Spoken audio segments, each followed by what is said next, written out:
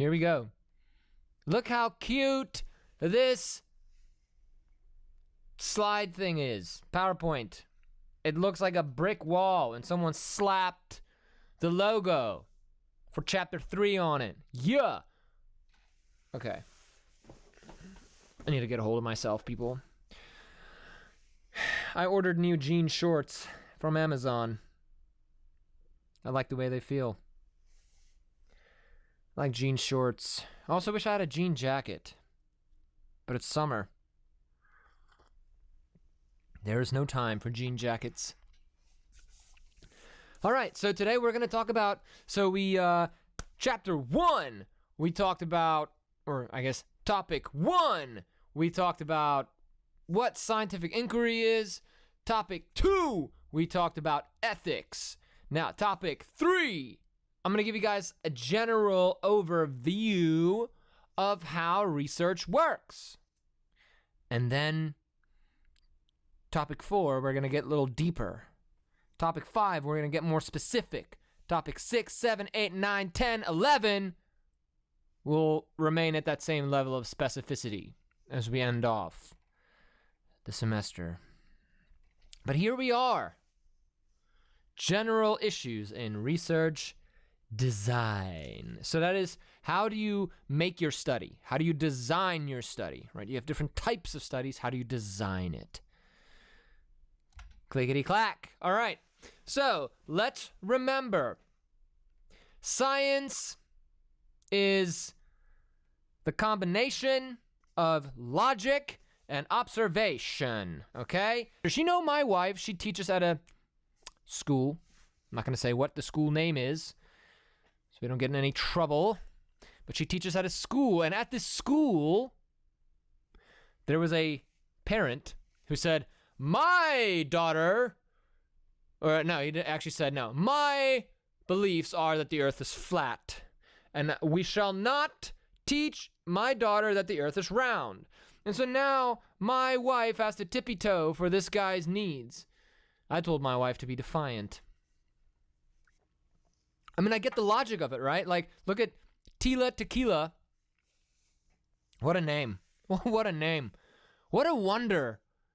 What a time to be alive that you have flat earthers in this day and age. What a time to be alive. Tila Tequila.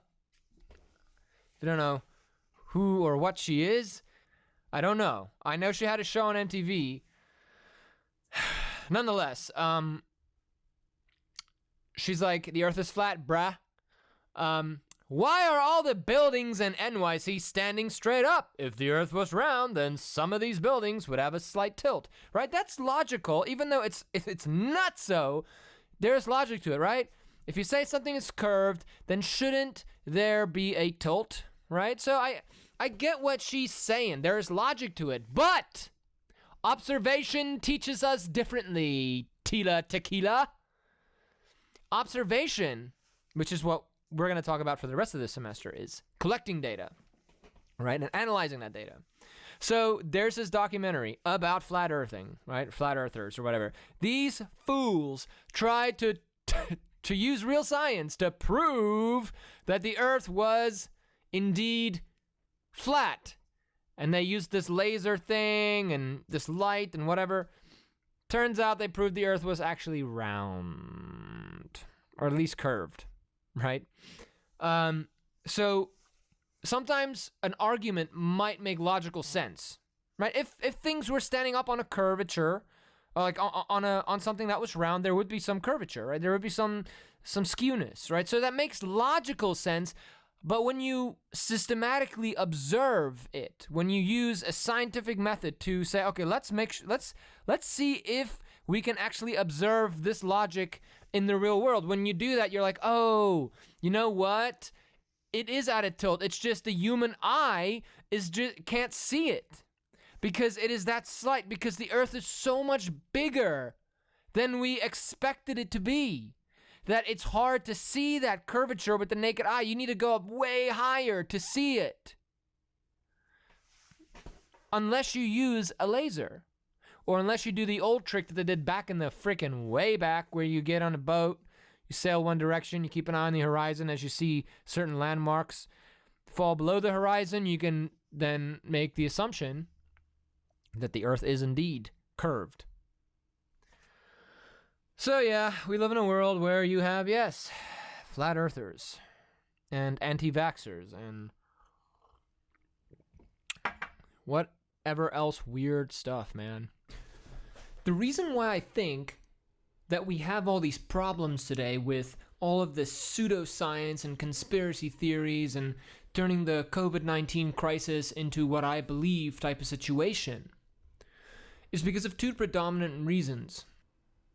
Number one, science tends to ebb and flow in terms of how people understand it. And what I mean by that is, if you look back in the mid to late 1800s, there were similar movements to what are happening today, where people sort of started breaking away from scientific discovery. And the reason for that is, in my opinion again, is that science tends to get very, very theoretical over time, right? As you make more and more scientific discoveries, and you can base one finding on another, and a new study on old findings, right? And you begin to use more and more statistics and drawing statistical significance, right? It gets far away from the practical, what you see with your own eyes, or what you can make sense of given your own experiential knowledge, right? Science, every now and then, as it becomes more and more advanced and as it moves faster, especially now with the internet, science has advanced so much in the last 20 years because people can share their findings and conduct more science at much faster rates, that the average Joe Schmo, the average consumer of science, might not be keeping track with it, right? It's like when your partner or your roommates binge a show without you being there, and now all of a sudden, you're completely lost. So I think that's one of the reasons, in that people don't understand what statistical significance mean anymore. People don't understand why certain samples mean more than others, or what is good science versus bad science, right? Why do people listen to one doctor who says, oh, hydrochloroquine works when you take it with zinc, as opposed to Dr. Fauci, who says, well, unless it's a randomized controlled trial, I don't trust it, right? The average Joe Schmo at this point in time doesn't understand what that means anymore. And we're actually going to talk about that in topic 5. Another reason, I think, is that that the technology we use to communicate has exploded in the last decade, right? And so we're being bombarded with all of this information currently. And so people don't understand, again, how to sift through the BS. And at the same time, social media and news media tend to generate discussion, because that's how you engage people. That's how you make more ad revenue, is when you engage discussion.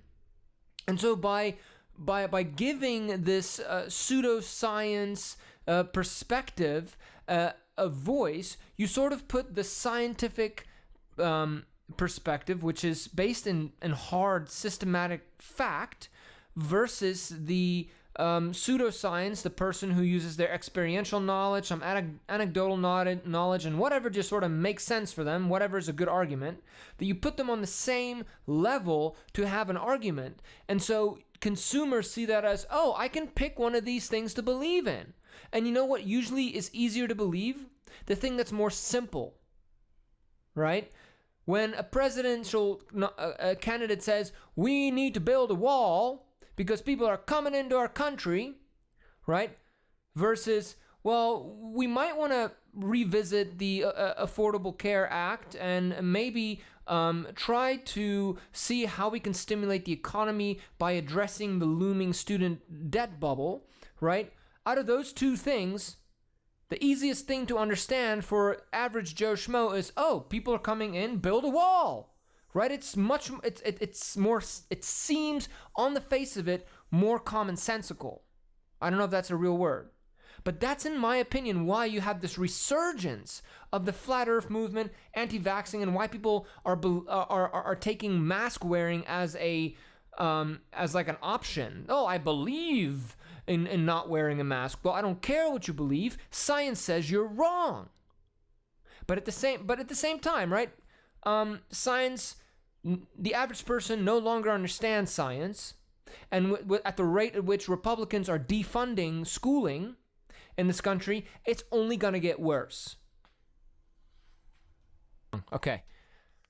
So science is when you have both logic and observation. Like, you can observe things, but it can make zero logical sense. For instance, one thing that we've observed, and I'm going to use this example so many times throughout the semester, you're going to hate it. You're going to hate it, right?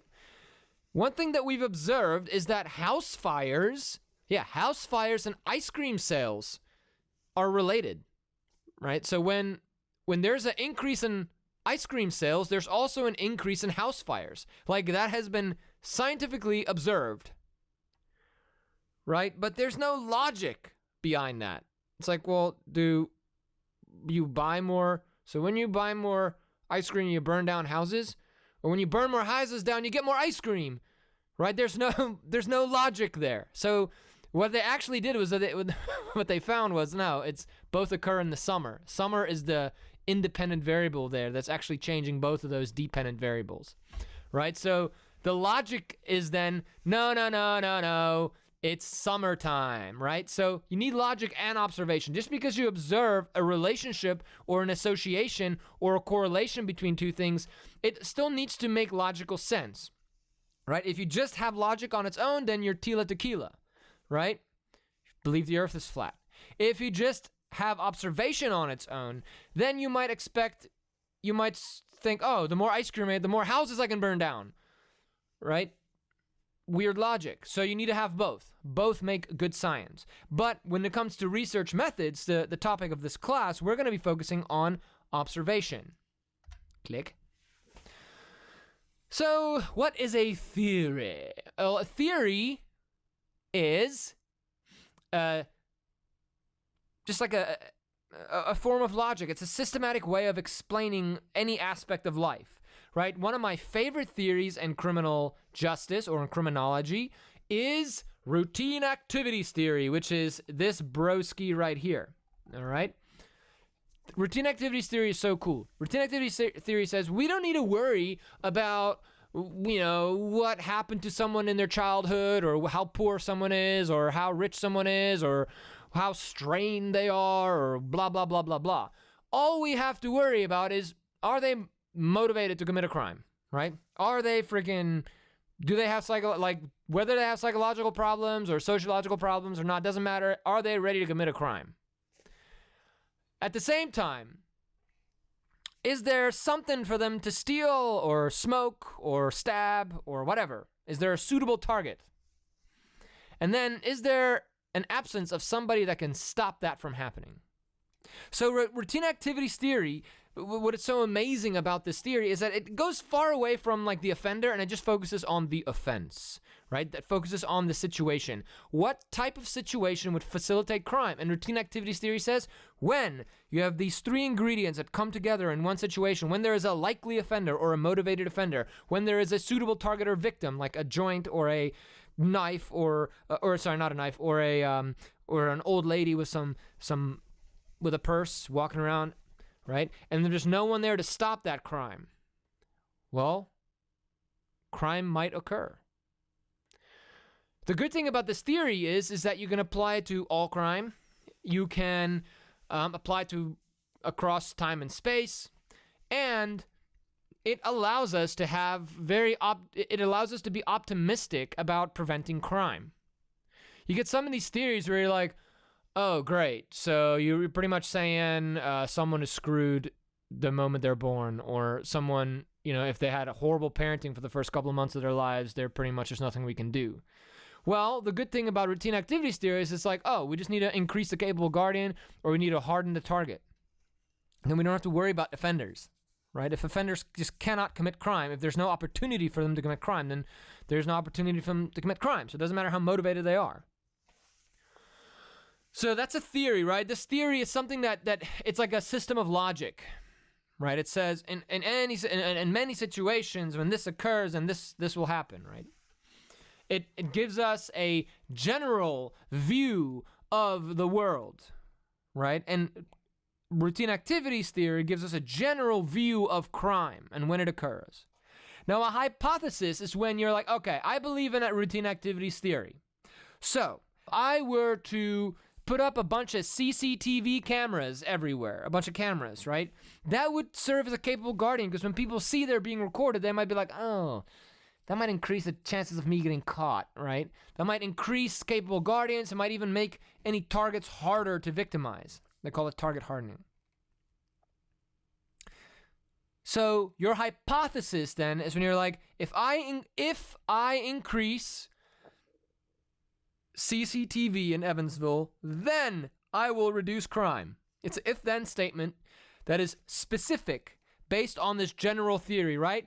This theory, routine activities theory, talks about all crime in all places across all time and all space, where a hypothesis says, here, in this specific situation, if this theory were true, then this would happen. You have patterns that exist in all aspects of life, and every single pattern always has an exception here and there. Now, as a good scientist, we must be very much, we must understand when you're dealing with a regularity and when you're dealing with an exception. And we must also understand that when you do encounter an exception, it doesn't negate regularities, right? Aspects of social life, like human beings aren't as hard as, actually, aren't as determined, or I don't know what the right word is, but let's think of it like this. You have magnesium, you add another chemical to it, you put some fire on it, bam, and it explodes every time. It's consistent, right? But human beings aren't always as consistent. A human being, like if my favorite thing is chocolate ice cream, right? And you put chocolate ice cream and vanilla ice cream in front of me every single time, right? Let's say you do that for like 20 days in a row. You put chocolate and vanilla in front of me and I eat the chocolate. There's gonna be a day or two where I'm like, you know what, I'm freaking sick and tired of this chocolate. I'm gonna have the vanilla. Our politicians like to play on these exceptions to the rule. To give you a great example is the Willie Horton story, right? If you want more information on this, GTS, all right? Google that shiz, right? Willie Horton, he was this dude on furlough, right? Who here knows what a furlough is? A furlough is this program they had back in the day. I think this was the 1980s, 1980s. Furlough, you heard? Furlough was if you're getting towards the end of your prison sentence, right? The prison would let you out for several days at a time, or sometimes for like just a work day, so you can start becoming attached to society, so you can start looking for a job, looking for a place to stay, so that the transition from prison to the real world isn't as abrupt as it is now. Right, so those are furlough programs. And so this guy named Dukakis, he was running for president against George Bush at the time. And he was known to be very much involved in furlough programs. And so this guy, Willie Horton, is on furlough, right? He's ending a sentence. He goes on furlough. He goes out in furlough. He ends up like attacking someone. And it gets in the news. It becomes a big stink, right? Everyone all of a sudden starts to say, furlough programs are horrible. They're blah, blah, blah, blah, blah, blah, blah, blah, blah, blah. George Bush is like, I'm not like Dukakis. I'm not soft on crime. I'm hard on crime. Gets elected Dukakis, you know, who even remembers this guy? All because society and politicians exploited and focused on this exception, whereas furlough programs have been shown to be pretty good. And we're actually talking about bringing them back now. So our politicians like to sit and focus on these freaking exceptions, right? But we scientists, we don't do that. We're not going to elect politicians that do that anymore, are we? No. Because then you're having a discussion about building a $5.6 billion wall on the border with Mexico that's going to do absolutely squat to preventing anything, because there's not a problem there. Oh, America. So when we think about a theory, right, we have variables. So we say that theories are written in variable language. And what that means is that, let's think about it. A variable is something that changes, okay, or that can change. So you have crime is something that can change, right? Poverty or socioeconomic status is something that can change, right? You get certain people that are rich, certain people that are not rich, certain people that commit crime, certain people don't commit crime, right? These are not constants in society. Not everyone is the same socioeconomic status. Not everyone is the same, commits the same level or amounts or types of crime, right? These things are variable. And so theories say, if there's more of this thing, there'll be less of this thing, or if there's more of this thing, then there'll be less of this thing, right? That's how theories are written in variable language. Now, variables then are these logical groupings like crime, socioeconomic status, race. But an attribute is a subtopic or a characteristic that describes a variable. So we might put crime as a variable, but there are all kinds of types of crime, right? You can categorize them by violent crimes, property crimes, drug crimes. You can categorize these variables, and when you categorize variables, those categories, those individual categories are attributes. So the variable crime is the variable, but the attribute would be drug crime, or property crime, or violent crime, or sex crime. You feel me? Okay. So theories then discuss the relationships between any variables that we decide to discuss, okay? So, within a theoretical framework, even though not every single person scores the same on any variable that exists, right? In a given theory, we usually say there's one thing that's, when that thing is present, when this one variable is present in a certain form, then it will cause another variable to change from its original state. All right? That is called a relationship. Okay? Think of it like this. It is, you have, let's look at these little plants right here. All right? Here you have light. Three different colors of light. So here, the variable here is light, and the other variable here is growth. Right? So the attributes under the growth variable can be short, medium, or tall. The attributes under the light can be yellow light, blue light, or red light. You guys get it? Okay. So, one variable, light, is introduced in three different attributes. You either get red light, blue light, yellow light, and then we're testing how much change has there been in the growth of the plant. And so after maybe a couple weeks, we look at how much has the red light plant grown versus how much has the blue light plant grown versus how much has the yellow light plant grown, right? One variable stays the same. The red light remains red the whole time. Blue remains blue the whole time. Yellow remains yellow the whole time. That is the variable that is just introduced and stays the same. But plant growth does not stay the same across these three groups, or we don't expect it to stay the same across these three groups. It depends on the color of light. So in this case, we would have an independent variable and a dependent variable. Can you guess what is our independent variable? It is the light. It is the thing that stays constant. The independent variable is the thing that you expect, that you theoretically expect to influence something else. So that's our independent variable. The thing that stays the same before, that remains in the same state it was before the experiment and after the experiment. The red light was red at the beginning and it's red at the end. But we don't expect the dependent variable to stay same. The dependent variable is the variable that depends on the presence or on the type of or the condition of the independent variable. So if So the change here is based on the color of light. We expect the color of light to change the rate at which these plants grow.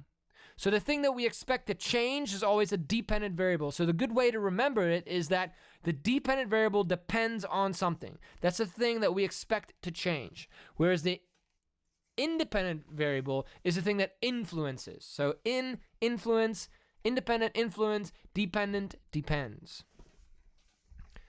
So here, light, or the color of the light, is the independent variable, and the level of growth is the dependent variable.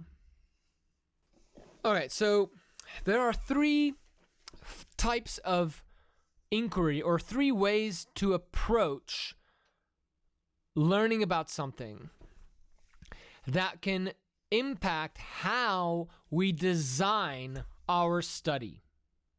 And those are the type of explanation we want to give, the type of reasoning we're hoping to use, and the type of data that we're collecting.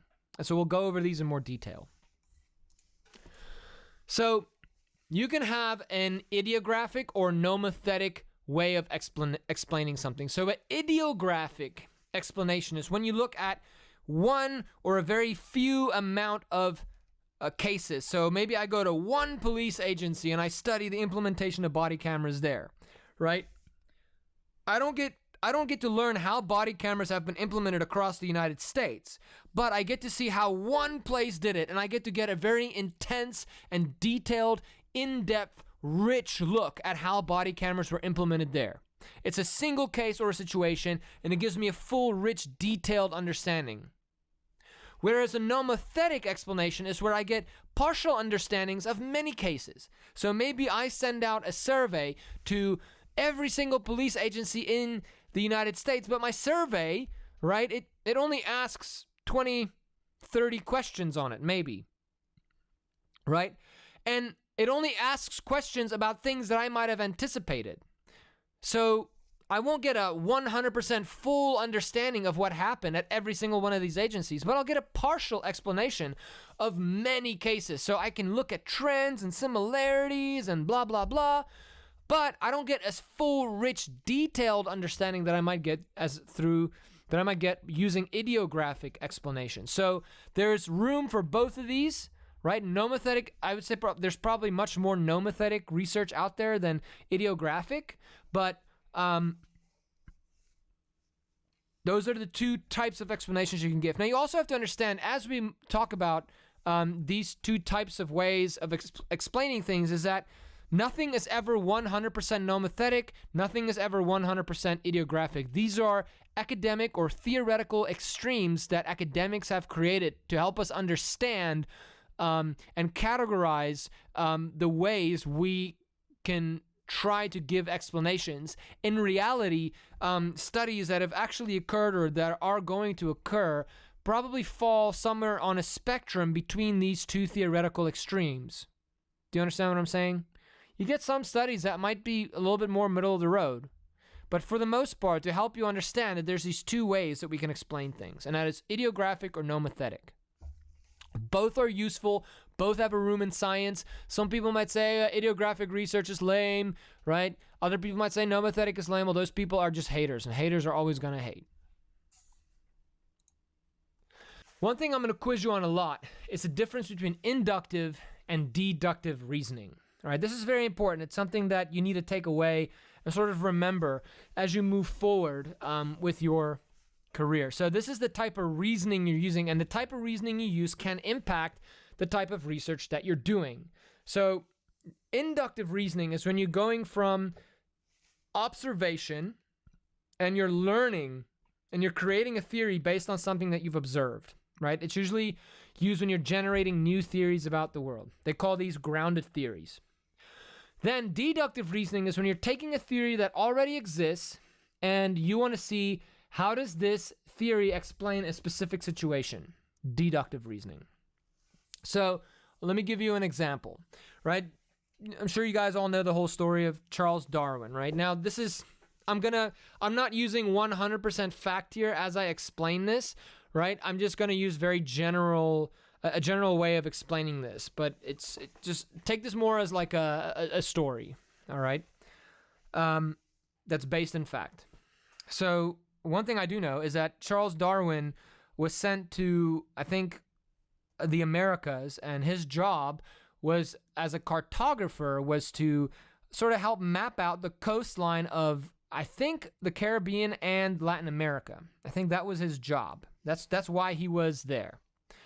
And so what he would do is they would sail around the coast of Latin America, up and down the coast, and he would draw what the map should look like based on what they saw. And as they're doing this, they're coming around the coast, right? They would often stop on the mainland, and they would get new food and supplies, and he would see animals and stuff out in the wild, and he would sometimes kill these animals, draw them, describe them, write about them in this journal of his, and I heard he actually ate some of these animals that he killed and studied. All right, and so he continued to do this for his entire journey as he was mapping out the land, or the sort of what the continent of South America looked like. And then they, at some point, went around, and then they got to the Galapagos Island, which is a group of islands that are off the coast of, I think, Ecuador. And so when they got there, and they were drawing what it looked like there, doing the mapping or the cartography of that, he noticed, oh my goodness, there's some similarities here. Some of the birds and some of the reptiles and stuff look kind of similar to some of the birds and reptiles that I saw on the mainland of Latin America. However, they are different. They're similar. They're similar in that they're iguanas, but this one type of iguana has a longer claw, or this other type of iguana has webbed feet, whereas the iguanas I saw on the mainland did not have that. Same with birds and all kinds of other animals. And so he was like, what if these animals at some point were living on on mainland Latin America, and then somehow maybe got carried out by driftwood, or somehow swam across to the Galapagos Islands, right? Lived there, reproduced, and then as they were reproducing, the newer spawn who would survive, who had certain abilities to survive longer on this island, had a higher chance of reproducing, and so those genes were then transferred to subsequent generations, and then there were some changes. Like maybe the iguanas that had slightly longer claws were better at picking into rocks and stuff. I don't know. And because they survived, they had got to have more kids. And those genes were carried over, and then multiplied and multiplied. It caused these slow evolutionary changes in these animals, right? And so he's like, my theory about all organisms in the world is that as environment changes, those animals that are much more or that are better, or those organisms that are better at adapting to new environments, are the ones that have a higher chance of reproducing and therefore survive. And this then causes this change in the organism's genetic makeup over a long period of time, right? So that's evolution. That's the theory of evolution, right? And that's inductive, right? Because you saw some observations. He observed these animals in Latin America, and then observed these animals at the Galapagos Islands, and then was like, oh, there's this change. Right? There's this change. I think this change is because these iguanas learned how to adapt in the Galapagos Islands. And the ones that had better claws, or the ones that had more webbing in between their toes, got better at swimming. Or the ones who could hold their breath longer were able to get down to the bottom of the seafloor and eat, mussels and oysters and stuff. And since they were stronger, they reproduced more, and then the ones with bigger lung capacity were surviving, and then all of a sudden you have these seafaring iguanas now that exist. Right? That's a theory coming from observations that then say all organisms learn to survive or learn to adapt to their environment and will change over time as they do so, right? The theory of evolution. Again, don't take this word for word. I'm just using this as a very broad, and I'm just sort of covering this sort of half-assed, but just to give you a broad analogy. Now, let's pretend in the 1970s, right? I'm like, aha, antibiotics is becoming a pretty normal, popular thing, and I'm like, okay. So if Darwin's theory is true, right? If this theory is true, wouldn't we just be creating super bacteria that are at some point going to be resistant to antibiotics, right? Because we've known that antibiotics don't kill every single piece of bacteria. So I'm going to use Darwin's theory to conduct an experiment. What I'm going to do is I'm going to have several petri dishes, and I'm going to put certain bacteria in these petri dishes. And then half of these petri dishes, I'm going to put,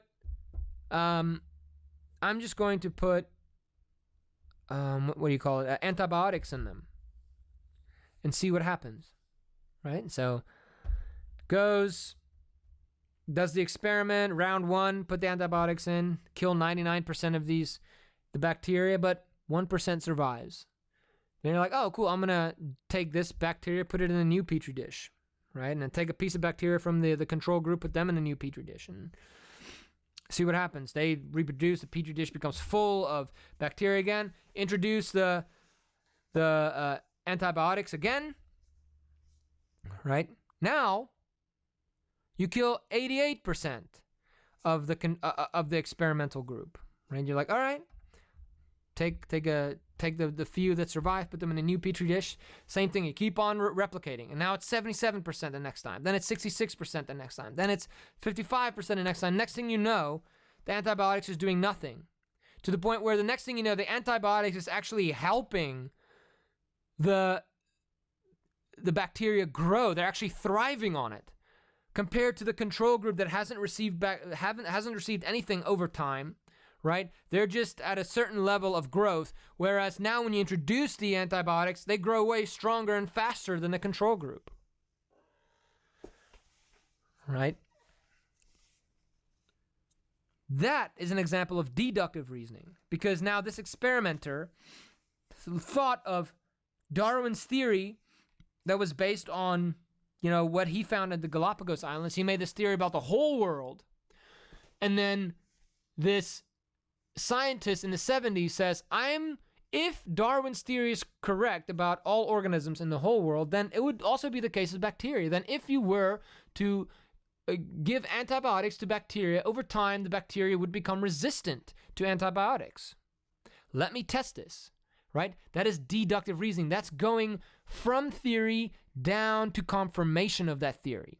Whereas inductive reasoning is going from observation and then coming up with a new theory, right? Those are the different types of way to reason, and depending on whether you're doing deductive or inductive reasoning, that's going to affect what your study looks like, what the design of your research is going to be, all right? So inductive reasoning, going from the ground up; deductive reasoning, going from the top down. Depending on the data you have access to, that might also impact the way that your study looks. So qualitative data is data when you don't have numbers. So you don't have percentages, you don't have 10 people agreed on a survey, you don't have this many people committed murder, you don't have numbers, right? So you have qualitative statements. So you maybe have newspaper clippings or interview data, right? That's my expertise, conducting rich interviews with people, and then looking at the quotes that they give me, and then see if there's any themes that stick out in the quotes of everyone that I interviewed. Now, that's qualitative data. It gives you richness, it gives you meaning, it's non-numerical. Then you have quantitative data, which gives you specification. right? It gives you 20 people said this, 200 people said this, 20% of people do this, 68% of people recidivate within the first 3 years, 75% of sex offenders recidivate within 5 years of release, right? That is quantitative data.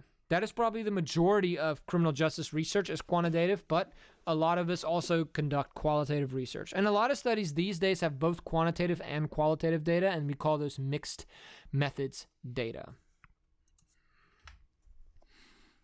So causation is something that we'd like to do we'd like to study in criminal justice, but we can't always say 100% that one thing causes the other, okay? So one thing that often happens in society is that we see correlation between two variables, and then we think, oh, the one thing causes the other. The way we can figure out whether one thing causes the other is if we can solidify temporal order, meaning does one thing happen first and then the other thing happens, all right? That is the difference.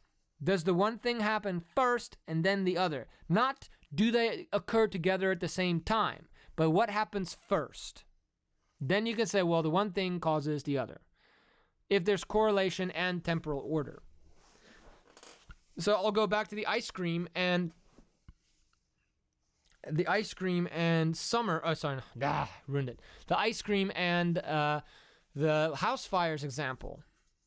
If ice cream, like we know, like data shows, ice cream sales, when they increase, you also see an increase in house fires.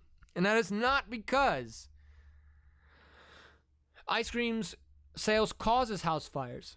It is because both of these occur in the summer. There's a third variable or a spurious relationship with summer that actually impacts both of these two things.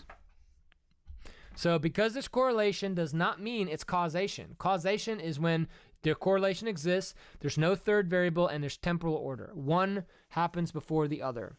And it's sometimes very hard for us to determine this in criminal justice.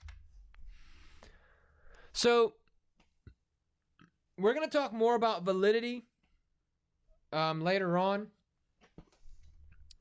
But validity really just means, how are you really studying what you say you're studying, right?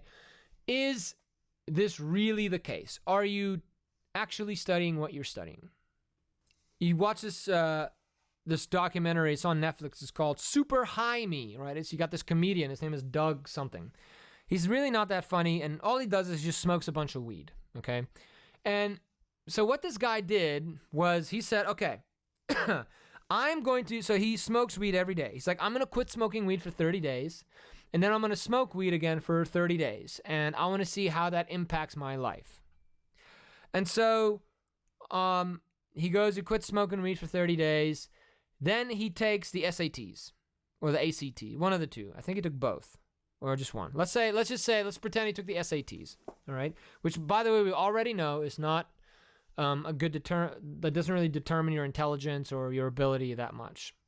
So he took the SAT when he was sober. Then he goes about his life. He gets back to being high again, right? And takes the SATs again. And guess what? He scores higher on the SAT. And he's like, it actually scored me. Weed actually helped me score higher on the SATs. And it's like, did you take the exact same SAT test as you did before? Yes. Well, okay, Doug. Have you ever taken a test twice? The exact same test twice? The second time, you usually do better because you've remembered things or you thought about things more. How many times have you taken a test and then after the fact you're like, oh no, I put the wrong thing, right? He had a whole month to do that. And since he had been a pot smoker for his entire life pretty much, up until that point where he quit for 30 days and got back onto it, it's not that much of a difference for him. There's like all these spurious relationships there. So no, marijuana did not cause him to do anything any better. It's just marijuana caused him to be back to the way things were normally. Maybe the fact that he already took the SATs before caused him to do better on the SATs the second time he did it. Marijuana was not the freaking factor, right? So Was he actually studying what he says he was studying? No. He was studying the impacts of getting to do something twice. And then he mistook it for marijuana. So that's a validity issue. So there's many things that can impact validity. Right? For instance, you get and we're going to talk about this again later on in the semester, but a historical threat to validity is when, let's say it is the year is 1998. I make flags. I make American flags. That's my company. I am Martin's American Flag Sales Company, right? And we've just been profits have not been going up. We've just been stagnant. We're not failing, but we're every 4th of July, every Memorial Day, yay, we get to sell some cups, we get to sell some flags, yay. Okay, great. However, we want to make more money. So now my manager's like, hey, we need to hire a marketing consultant. And I was like, fine. We hire a marketing consultant. The marketing consultant says, okay, I have this great plan. What I'm going to do is I'm going to work on this plan. I'm going to implement it. It's going to be this huge advertising boom, and we're going to double sales for American flags. And I'm like, sure, whatever, bro.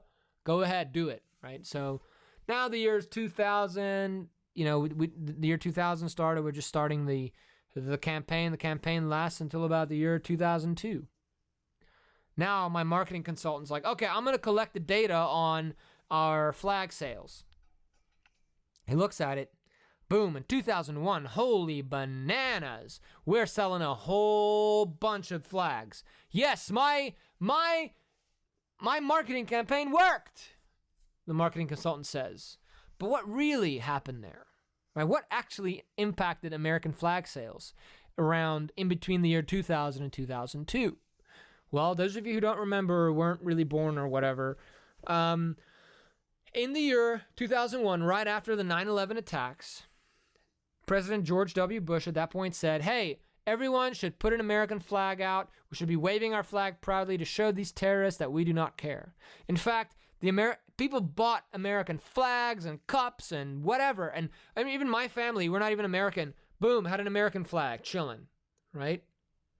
Something else happened in history that impacted American flag sales. And it wasn't actually the success of the marketing campaign. It was actually a historical event that changed things. Right? Let's think of another history threat. Maybe looking at the police, how the people view the police.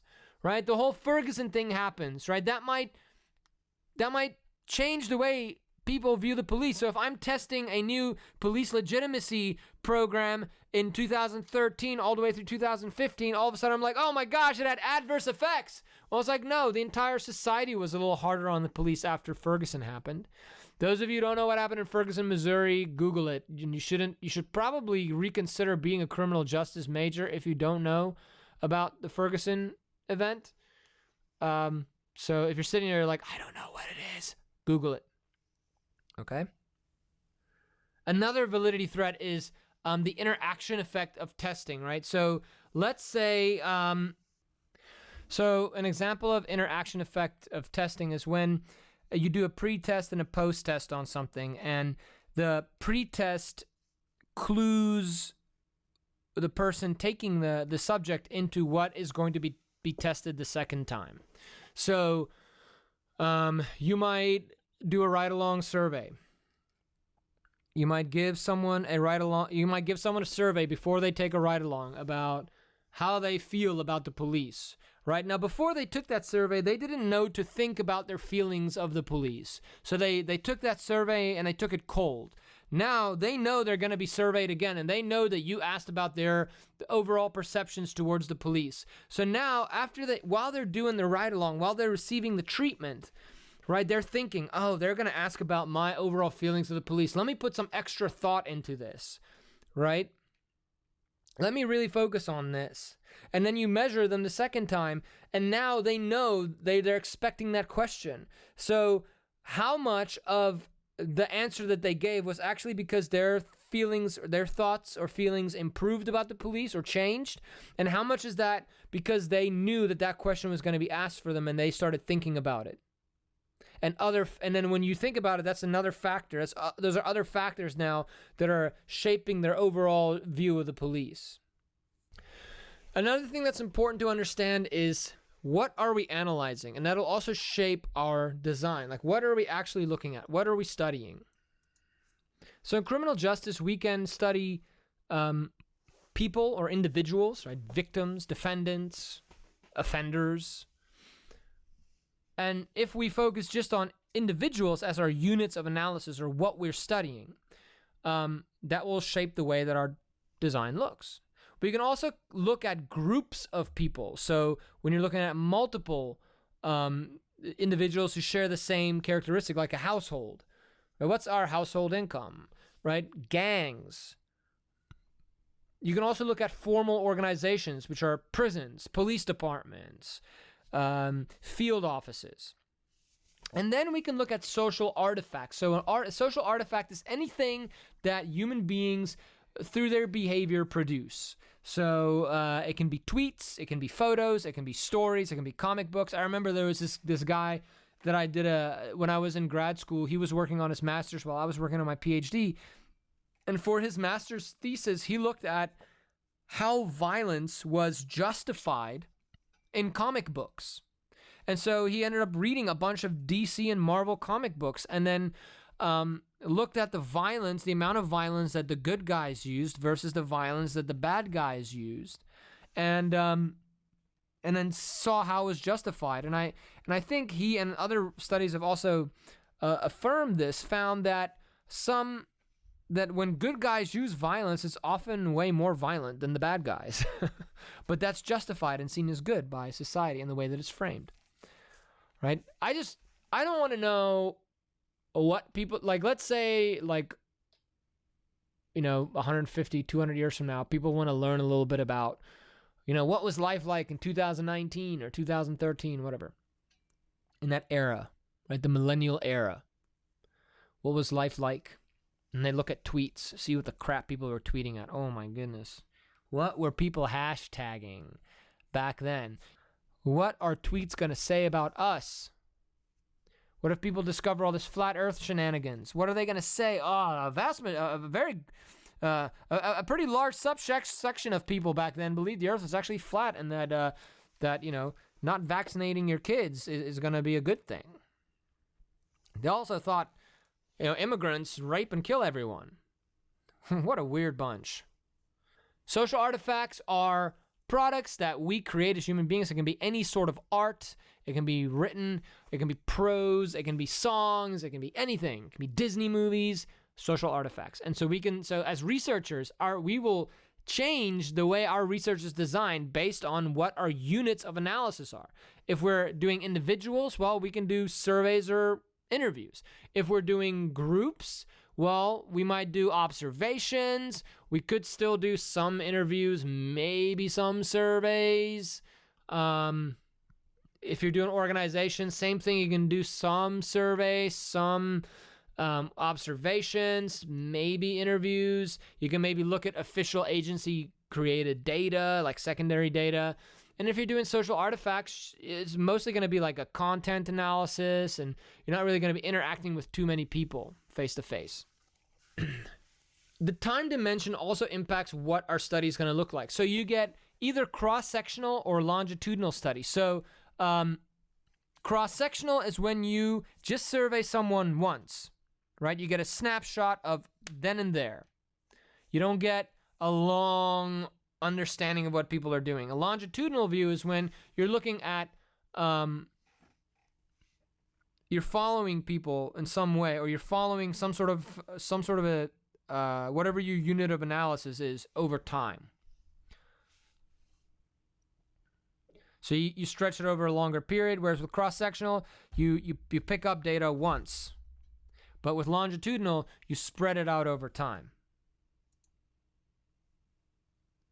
So cross-sectional studies, you observe something at one point in time. It is simple. It is not expensive, right? You get a lot of good data, right? But you cannot really study change and social processes. You might have picked a bad point in time to collect your data. Right, so a good cross-sectional study is just if I were to give you a quick survey just now. Longitudinal studies, they teach us how things change over time, which is nice. So you can do a trend study where you take multiple cross-sectional data and then you compare them to each other. So what Meath 1987 did was he looked at sentencing data from each year in several counties, and then he compared each year's average sentencing numbers to each other to see whether sentencing guidelines actually changed racial disparities in sentencing. Right? Oftentimes people will take UCR data and they'll take the averages from each year or the numbers from each year and they'll plot them next to each other, and that creates a nice little trend. Cohort data is where you examine people in a specific point in time. So let's say I want to know what high school seniors think about politics. I don't know. So I might just every year in the beginning of senior year, I might go to, let's say I go to high school. Let's say I go to Wrights High School, right? And I go and I say, hey, every year, first day of school, I want to give all your seniors a survey. Every year. So you're measuring seniors of 2009, seniors of 2010, seniors of 2011, seniors of 2013, whatever, so on and so on, so on, so on, so on. Right? That's a cohort study. You're looking at one point where people move through and you're measuring them there.